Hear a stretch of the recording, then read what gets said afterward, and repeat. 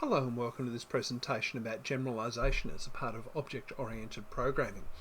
Let's jump in. This is actually a pretty easy one to understand. It's actually a way you think rather than code that you write. So our learning intention is that students can explain what generalisation means in the context of object-oriented programming. And what does it mean?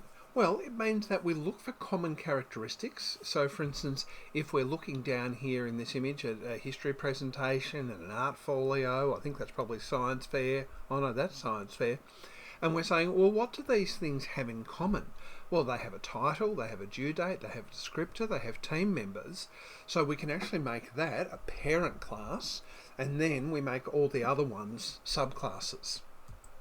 So what we do is we create it and say, well, just like I've talked about, what are the common characteristics that they have, and we push them all up to the superclass or the parent class, and we describe them all there, and that way it's easier to create them. So we're defining the common methods and properties at a higher level of abstraction.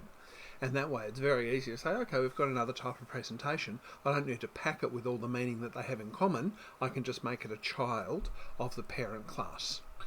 And it helps us to develop generic class structures that can be specialised later as we need them. And by specialised I mean, they're different where they need to be, but the same most of the time.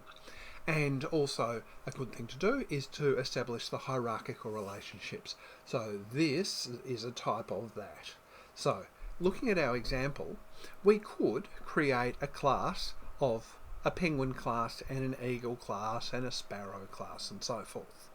But the principle of generalisation says, let's create a class of bird. Now in this case it just says, is alive is true, and a sentence about its eating.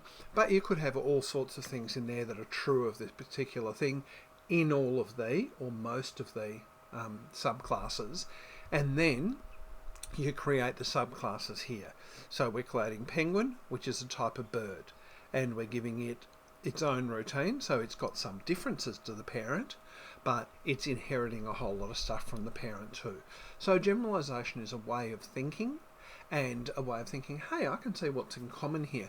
And generally speaking in programming, even if you're not creating classes and subclasses, you want to be thinking kind of at a higher level of abstraction.